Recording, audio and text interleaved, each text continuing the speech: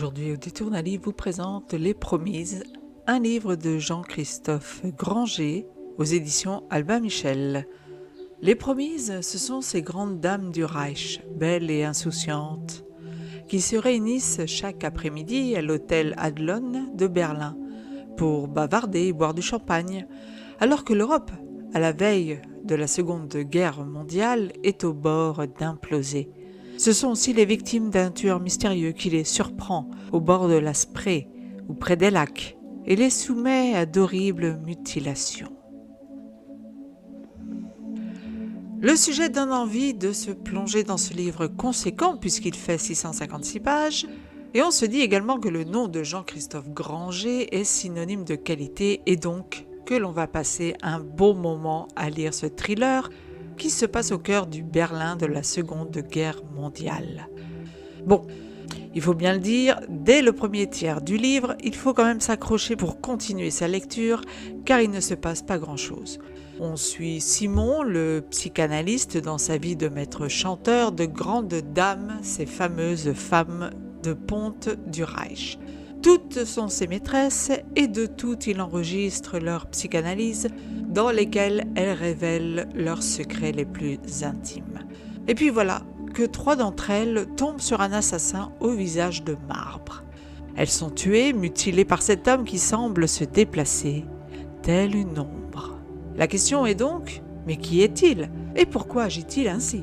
Un homme de la Gestapo se met alors sur sa trace et vient interroger Simon, qui était donc le psy de toutes les victimes. Dans un premier temps, celui-ci ne lui parle pas des rêves de ces dames dans lesquels elle voyait un homme de marbre. Mais il décide de changer d'avis quand une de ses dernières maîtresses est elle aussi assassinée par le monstre. Le gestapiste, aidé donc par Simon et par la psychiatre alcoolique Emma, droguée et directrice désabusée de l'hôpital psychiatrique où se trouve le père du gestapiste, se met en chasse de l'assassin. La psychiatre qui a pondu une thèse sur les tueurs en série fait tout de suite le rapprochement avec un homme fétichiste assassin qui a écopé de 20 ans de prison avant la Première Guerre mondiale. L'homme qui a combattu dans les tranchées s'est retrouvé le visage mutilé, mais a survécu et pris une fausse identité. Est-il l'assassin de l'amie de Emma, Ruth, celle justement qui fabriquait des masques pour les mutilés de la Grande Guerre ? Je l'ai dit, il faut patienter un bon tiers du livre, soit près de 200 pages, pour que l'action se mette enfin en place et que la lecture devienne intéressante et prenante.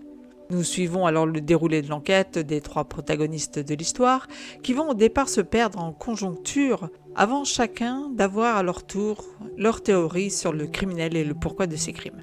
C'est aussi pour l'auteur l'occasion de nous faire découvrir les débuts du Troisième Reich, oui, nous sommes en 1939, et la Gestapo qui met la frousse à tous et qui est composée de soudards, les expériences médicales d'un scientifique qui invente des pratiques pour se débarrasser des handicapés mentaux, qui inocule des radiations à des Roms et des Gitans pour les empêcher d'enfanter, les fameux Lebensborn, ces fabriques à bébés ariens, le fanatisme de certaines femmes à l'égard d'Hitler et les mésaventures des 3 personnages principaux de Granger.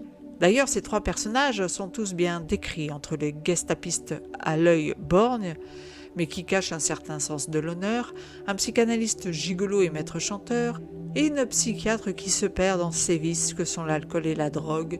Le lecteur y trouvera son dû.